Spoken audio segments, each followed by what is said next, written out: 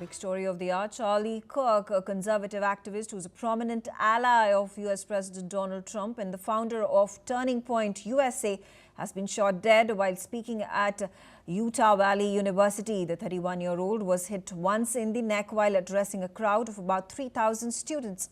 He was rushed to the hospital but died shortly after.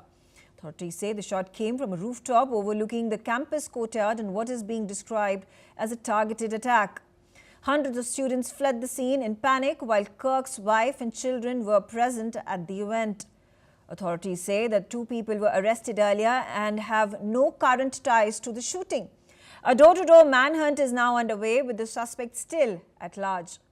Security at the event included both university officers and Kirk's private detail, but the gunman managed to strike from above. The White House flag has been lowered to half-mast to honor the conservative activist. President Trump has announced that all flags nationwide will remain at half-mast until Sunday evening. On Capitol Hill, members of the House of Representatives also observed a moment of silence in his memory. Daniel Boardman is on the telecast with me. Daniel, such an unfortunate, shocking event that has unfolded overnight. And the big question, who could have targeted Charlie, the very close ally and loyalist of President Trump, who has been touted for engaging the youth of United States of America to vote for President Trump in the elections that led to the win of the Republican candidate who is now at this point of time leading the charge of the world's biggest economy. Yeah, so I don't want to speculate on, who could have did this. There's many people who could have been enemies of Charlie Kirk. It's obviously a very targeted, deliberate, well thought out attack. And Charlie Kirk's political career predates Donald Trump. He did not start as a MAGA guy.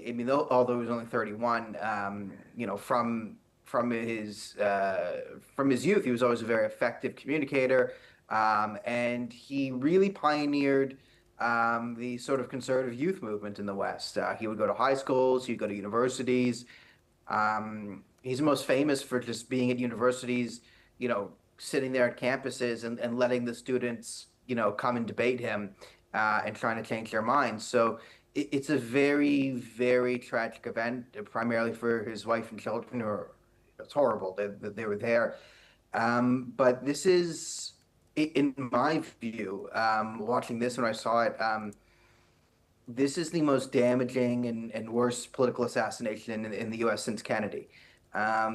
Because it's one thing to kill a politician, and politicians have been shot recently in the U.S. and when we had gone through that. But Charlie Kirk, I think the purpose of killing Charlie Kirk is far more chilling. It is a means of silencing ideas, and we all hold ideas. Not all of us run for office. A very select few of us run for office, but this is sort of seen an attack on all of us, and especially those of us who make our opinions public.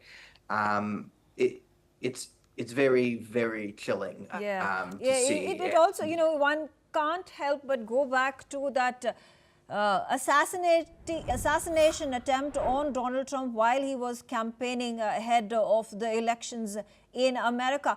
There has been a strong comment that has been made by the president. He said that there is a rise in the political targeting of candidates, of politicians, of political leaders, and action will be taken. At this point of time, there continues to be a manhunt on what are the possibilities or indications that 2 persons who were the suspects who had been taken in by the police, but since then a statement has been released by the police authorities that they are not involved in this assassination plot. There were students who have been speaking, the visuals that played out on our screens just a while ago, and we'll put them out in just a moment. They just fled the scene. There were around 3,000 people, 3,000 students who were attending this event at the Utah campus that was being addressed by Charlie Kirk. What may have been the reason for this targeted killing?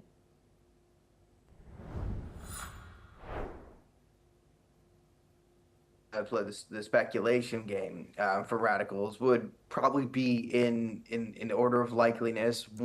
One, probably radical leftist who can't distinguish between a moderate conservative and some sort of far-right lunatic.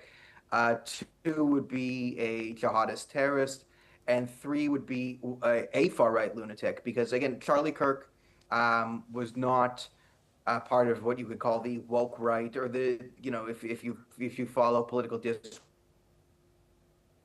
in the West among conservatives, there's a bit of a civil war internally brewing between, you would say, the classic conservative base and who are the people who are just outright neo-Nazis and are interested in race wars.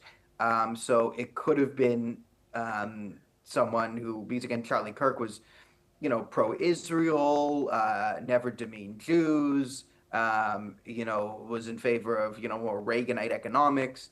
And, this could have been enough to set off an ethno-nationalist who would want to, kill him to blame, the radical left or something.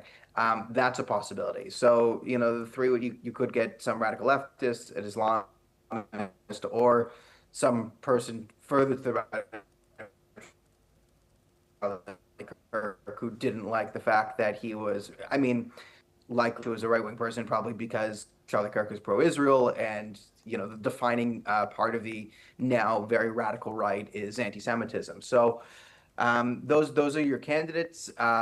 Unlikely that it's just some crazy mentally ill person, because again, this does seem like it was a targeted sniper shot. So there was obviously hours of planning that went into this. So the sort of excuse of, gun violence, mental illness doesn't really stack up here. But again, we'll have to see. The police need to run an investigation. We need to know who got caught. It could always be something else, but so you don't really want to speculate on the motive before you know the shooter. But it is a very, very, very sad day for America. Right, absolutely. Now, there is, like I said, there is a manhunt that is on. Is there going to be a likelihood that the culprit is going to be nabbed by the police in the next few hours? Of course, it is going to play out, and we'll keep giving you updates. But Daniel, also, if you could look into the profile of Charlie Kirk, he is being touted as somebody who was extremely close to Donald Trump. He had a direct line with Donald Trump. He would visit the White House very often, and he was the one who was also credited with mobilizing the youth of the country in favor of the Republican candidate, and and he worked with Donald Trump Jr. in gathering that momentum and allowing for votes in favor of Donald Trump. He has been working, I think he had been working since the age of 15.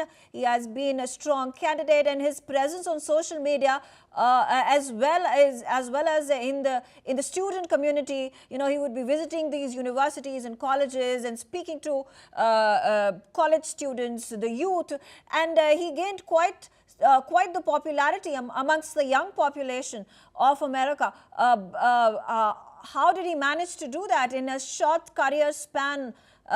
He was only 31 years of age. Yeah, he was incredibly influential in the American conservative movement. You could argue maybe the most important person, outside of Donald Trump, in the conservative movement, because for those of us who know politics, this is true in every country, or most countries at least, but the political right often has a lot harder time winning over the youth than the political left, where the youth naturally default to liberalism, you could say. Right. Charlie Kirk was the rise of Charlie Kirk was there was this political dynamo on the right who actually managed to reach the youth, and he shook a lot of corners in conservative media, and like so like in a positive way. I mean, many conservative influencers, tend to be of the boomer cast or Gen X. So to see, sort of at a time a millennial getting through and being able to reach the generations below and actually having a you know a niche on campus and a way to reach the youth was huge. He was in a sense a political kingmaker. If Charlie Kirk became president of the United States of America in the next 20 years, it would not shock me. Before this, so yeah, he was incredibly influential and Right. incredibly important to the conservative political ecosystem. All right, Daniel, thank you very much for joining me. President Trump, in fact, released a video message calling it a dark